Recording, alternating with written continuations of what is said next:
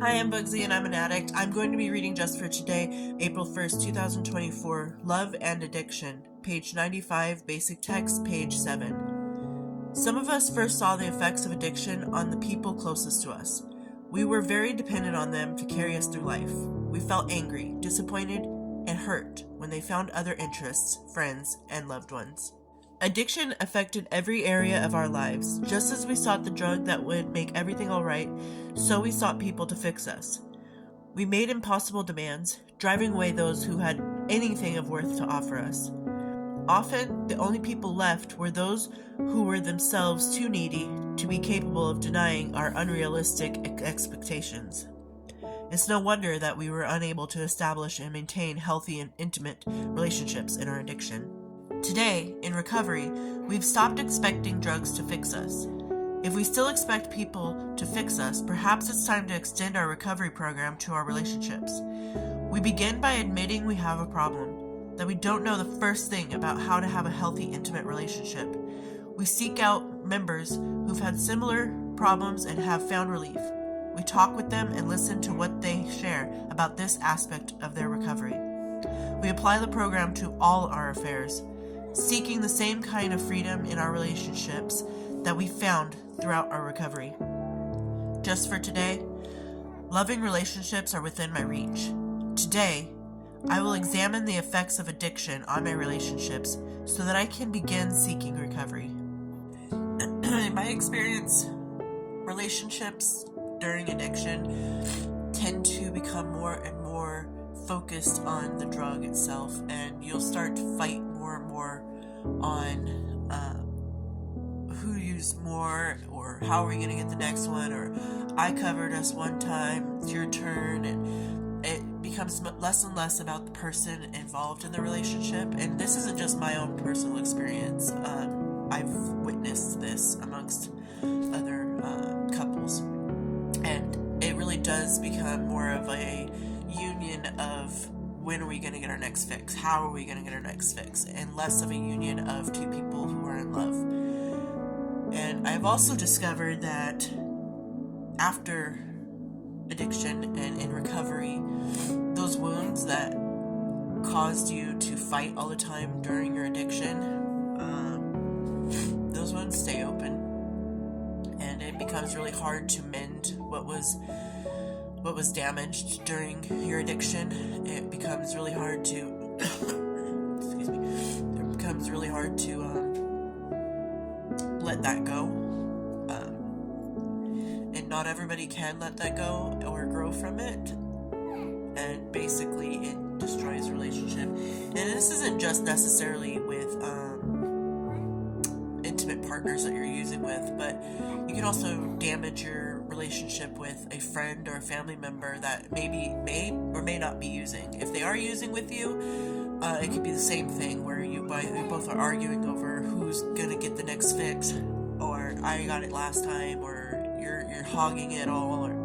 But it also can be with the addict and the non-addict, where they're like, "You good? Are you okay? Can I help you?" And they ask so many times, eventually they just don't ask anymore and just don't come around anymore. And then excuse me, I'm sorry. And then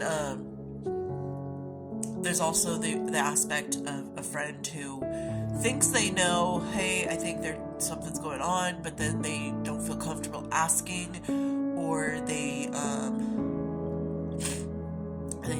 want to ask, but they don't know how to approach it, or they feel like maybe they're overstepping their bounds or their boundaries, and that will also tend to cause them to distance themselves from you because they don't know what's going on, or they're not sure what's going on, so they don't want to say or do something that comes off as rude, I guess. And even if they knew the answer, they wouldn't know what to do, so they kind of just distance themselves. So relationships are hard without addiction. They are sometimes impossible with addiction, and in recovery, they are usually empty memories of sadness and sorrow and feeling feeling of regret and feeling of guilt and feeling like we can never have what we had back in the beginning of our relationships, like when that honeymoon period of how great it was, and then when drugs are involved or got further involved, you just lose sight of why you guys got together in the first place. And sometimes it's hard to fix, sometimes it's impossible to fix, and I think that a lot of the things that you can learn in recovery, like patience and understanding and moving on, can help you, mend your own heart, but sometimes even mend your relationships. I know in the 8th step, it's making amends. I think the 8th step is writing the list of amends. The 9th step is actually making amends with people. I might have that mixed up right now, but I'm a little under the weather. So, excuse me. So, I think part of it goes with one of the steps where we're making amends to people, and we need to understand that making amends can go as deep as making amends to the person that you were most close to, like a lover or a best friend or, a close family member. It's not just, the outskirts of people. It's the people that were, like, right there in your face in your life. So, and, sometimes amends don't work, though. Sometimes what's damaged is never going to be mended, so. But I do hope that over time you can reach out to the people that you feel you hurt or maybe have hurt you, and there can be a truce or there can be an understanding between the two of you that we both hurt each other. I'm sorry, and let's move forward with our lives and not live in that past, because I don't live there anymore. That's not who I am anymore, but I understand what I did as the addict, but that's not who I am today. So I hope everyone's doing well out there. I hope they're doing better than me right now. And I will talk to you guys later. Bye.